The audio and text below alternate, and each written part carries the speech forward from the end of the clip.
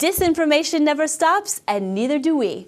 Welcome to StopFake, the place where we dissect disinformation and set the record straight on fakes about Ukraine. I'm Christi Hofland, and this week we bring you the following fakes. U.S. considers Donbas war an internal Ukrainian matter. More Crimean Tatars voted in the Russian presidential election than any other poll under Ukrainian rule. Britons apologize for Foreign Minister Boris Johnson's tough stand on Russia. Russian media changes World Cup goalposts. So, let's get to the details.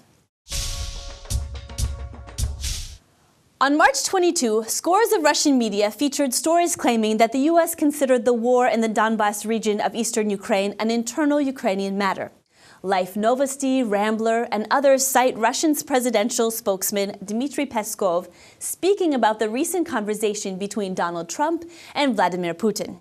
Asked if the U.S. agrees with the phrase internal Ukrainian conflict, Peskov responded, "Of course the conflict is in Ukraine. What other conflict is it?" "Sometimes it's called a Russian-Ukrainian conflict," the journalist continued. "No, the question is not posed this way," Peskov shot back. American officials refer to the fighting in eastern Ukraine as a conflict of Russian intervention.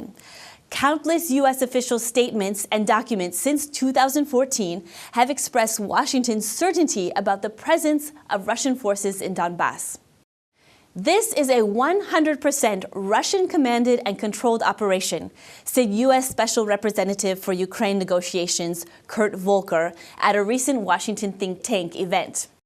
The last presidential executive order from March 2 extending Russian sanctions also clearly speaks about Russian aggression in Ukraine. The actions and policy of the government of the Russian Federation, including its purported annexation of Crimea and its use of force in Ukraine, continue to undermine democratic processes and institutions in Ukraine, reads the executive order. The Kremlin claims that more Crimean Tatars turned out to vote in the March 18 Russian presidential election than in any election held under Ukrainian rule before the peninsula was annexed by Moscow in 2014.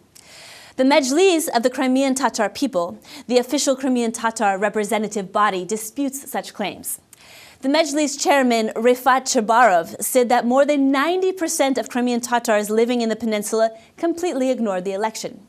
Social media posts by Crimeans discuss coercion and intimidation of those who refuse to vote. Ruslan Balbek, a member of the Russian Occupation Authority's Crimean parliament and the deputy chairman of the Nationalities Committee, announced that more than 40% of the Crimean Tatar population, 81,000 people, voted.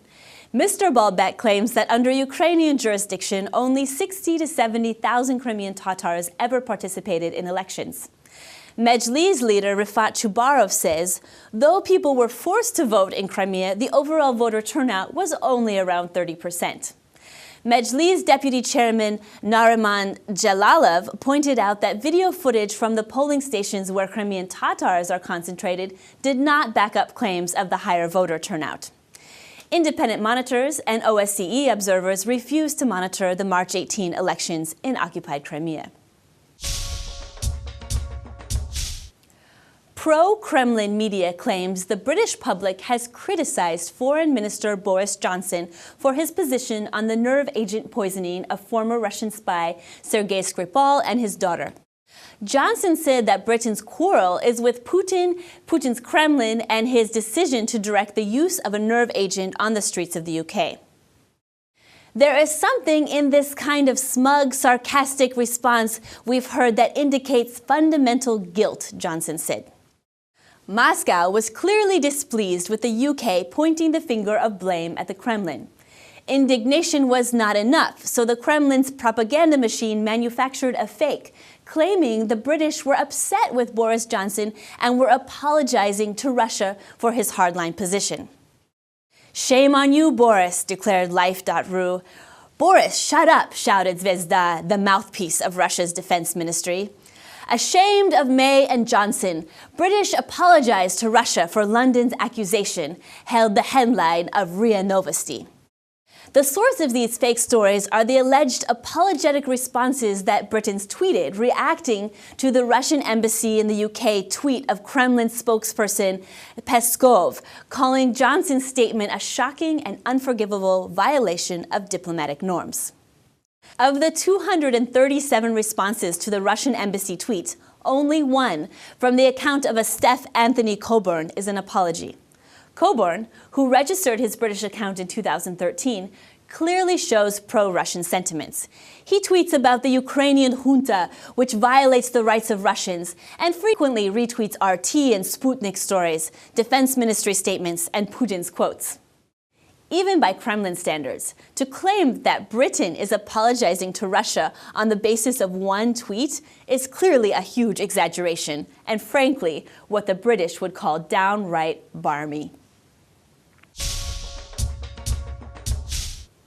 Britain's Foreign Minister Boris Johnson thinks it would be wrong to punish football teams and fans by boycotting the 2018 FIFA World Cup in Russia, reported RT Russian and Gazeta.ru. To make it seem as if Johnson thought there should be no World Cup consequences for Moscow using a nerve agent against a former Russian agent in England, these two stalwarts of the Kremlin focused on one sentence out of Johnson's March 21 exchange in Parliament with the Foreign Affairs Committee. They completely ignored all other critical comments directed at Russia and Russian-British relations. After the poisoning of Sergei Skripal and his daughter, there have been calls for Britain to boycott the World Cup. The UK government announced that no ministers or members of the royal family will attend the football championship.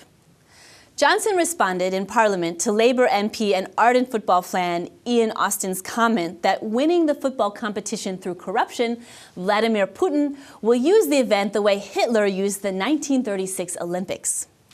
Boris Johnson responded by agreeing with Austin's Nazi Olympics comparison and said the idea of Putin glorying in this sporting event was a sickening prospect. Russian media totally admitted the comparison of Putin to Hitler and focused only on Johnson's phrase that it would be wrong to punish football teams and fans. This phrase preceded the foreign minister's concern for the safety of Britons traveling to Russia for the World Cup, something also completely ignored by the Russian media. That's it for this week. For more dissected fakes, as well as tips on how to spot them, visit our website. Also, check out our contact section to see some of the interesting work our colleagues are doing to battle disinformation. Respect your mind. Be vigilant and don't consume fakes. If you spot any disinformation about Ukraine, send it to us for a truth autopsy. Thanks for watching. I'm Christi Hofland, and this is StopFake.